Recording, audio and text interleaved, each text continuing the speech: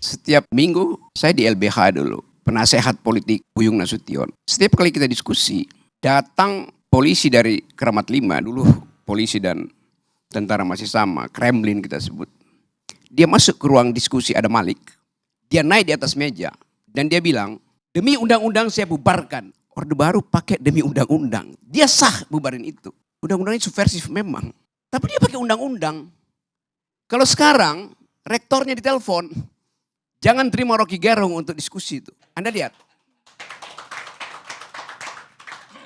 Jadi kalau Anda bilang Jokowi merawat demokrasi, Jokowi tiba ketika Indonesia udah demokratis, saudara Andre itu. Jokowi nggak ada di mana-mana ketika Anda di Uber-Uber itu. Jadi bagaimana mungkin Anda bilang Jokowi sedang merawat demokrasi?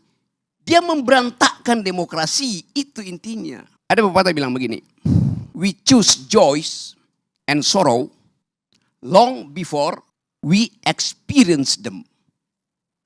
Kita memilih kegembiraan atau kesusahan jauh sebelum kita mengalaminya. Kalimat itu, Anda tahu kalimat itu siapa yang ucapkan? Yang ucapkan itu adalah Gibran, yang nama depannya Kahlil.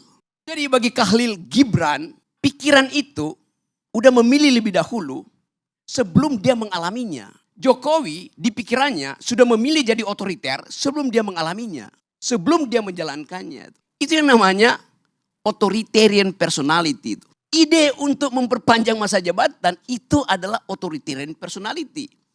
Ide untuk menambah masa jabatan itu adalah ide authoritarian personality. Ide untuk menjadikan Gibran calon wakil presiden itu adalah authoritarian personality. Dia udah memilih sebelum dia lakukan bahkan. Begitu cara melihat otoritarianisme, saudara Andre itu. Jadi kalau Anda sebut-sebut dari awal bahwa ya ini ya Jokowi ya demokratis. Lo otaknya itu dari awal otoritarian. Itu dasarnya. Hitler menyembunyikan kebengisannya sebelum jadi pemimpin. Hitler dipilih secara demokratis. Itu pentingnya belajar sejarah, saudara Andre itu. Pengetahuan Anda kurang sekali soal demokrasi itu. Ya saya mau terangkan itu. Jadi hentikan segala macam cawek-cawekmu itu. Akan kelihatan Anda dungu kelihatannya tuh. Serius saya katakan itu. Ini akan pengaruhi. Kalau Anda masih begini terus saya kampanye di wilayah Anda di Padang itu. Jangan pilih Andre. Karena dia tidak setajam pikiran Sultan Syahrir. Tidak setajam pikiran Natsir. Tidak setajam pikiran Buya Hamka. Itu masalahnya. Saya lanjut sedikit ya. Ya tapi you gak ngerti itu isi demokrasi itu. Itu soalnya. Kita lanjut sedikit. Memang Indonesia gak ada dinasti. Karena semuanya dipilih. Oh iya, dinasti itu darahnya biru. Yang sekarang bukan dinasti. Karena darahnya kotor. Kotoran itu ada di pikiran Pak Jokowi dari awal. Semua yang kita pernah bayangkan itu akhirnya ditemukan faktual oleh majalah Tempo. Semua yang kita janjikan sebagai perubahan dibatalkan oleh gerakan mahasiswa yang dengan satu kalimat kami muak. Anda mau uji dengan apa prinsip kami muak itu? Jadi ini bagian di mana bangsa ini, kalau kita sebut apa sebetulnya yang terjadi, this is the beginning of the end. Awal dari berakhirnya. Tapi Anda katakan Jokowi masih elektabilitasnya tinggi, Jokowi masih likability-nya 80%. Ya sama kayak Lilin. Lilin itu sebelum dia mati, dia menyala terang itu. Lalu peng, mati coba. Itu poinnya tuh. Jadi saya bukan mau uji, saya mau beritahu bahwa kalau kita sembunyikan soal-soal yang tadi etik itu, kita masuk dalam tukar tambah tuh. Machiavelli bilang begini. Kebusukan kekuasaan bukan pada penggunaan fisik kekuasaan. Tapi pada pengkhianatan itu. Pada penipuan. Itu semua soft powernya Jokowi. Jokowi gak datang seperti Soeharto bilang, I'll cover you. Gua gebuk lu. Enggak. Dengan senyap dia lakukan pengkhianatan. Pengkhianatan pada Ibu Mega.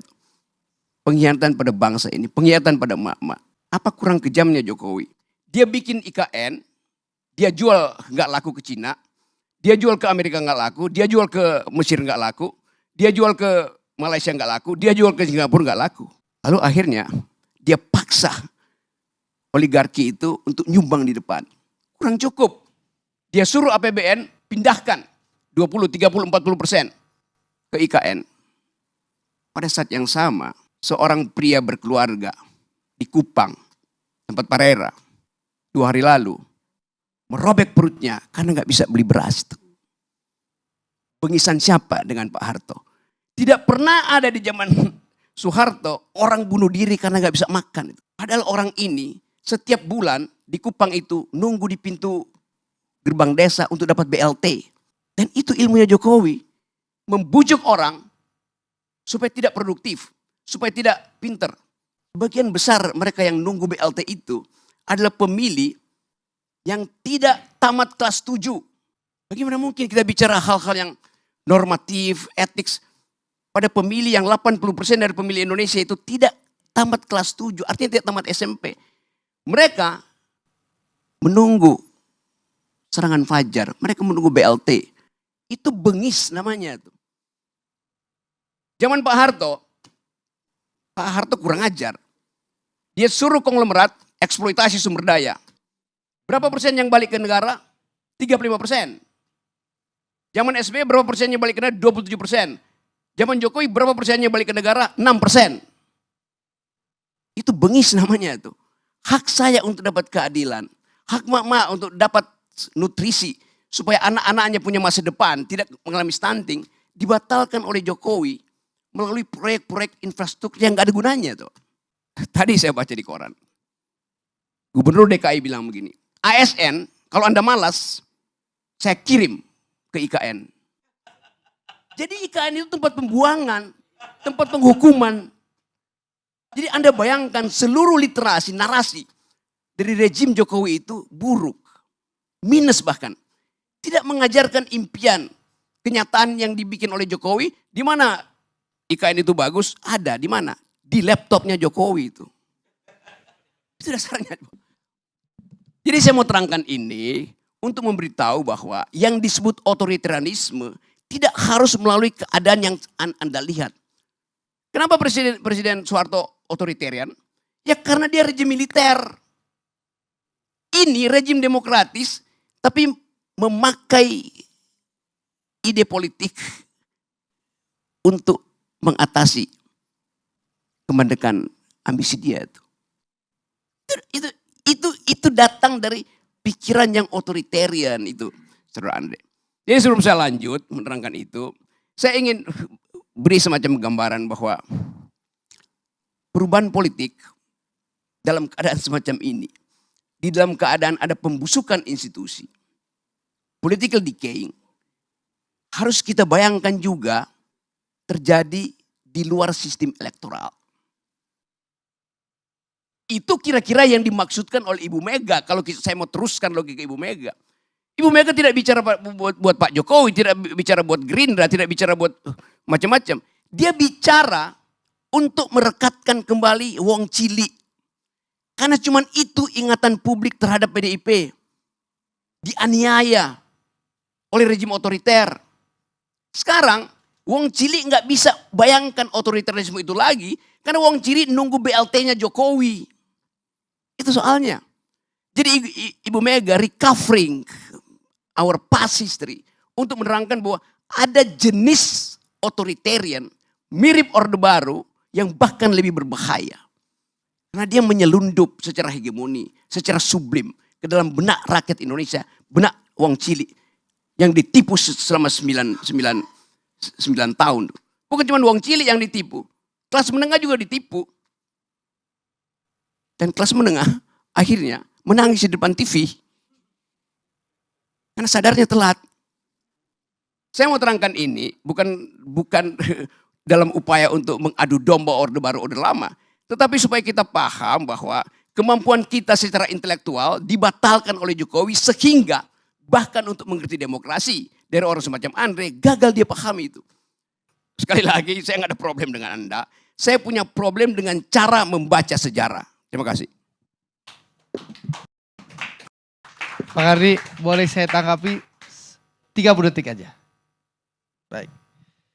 Saya memang, Bang Rocky, ya, tidak setajam Muhammad Nasir, Muhammad Yamin, Buya Hamka yang abang sebutkan tokoh-tokoh besar Sumatera Barat. Betul.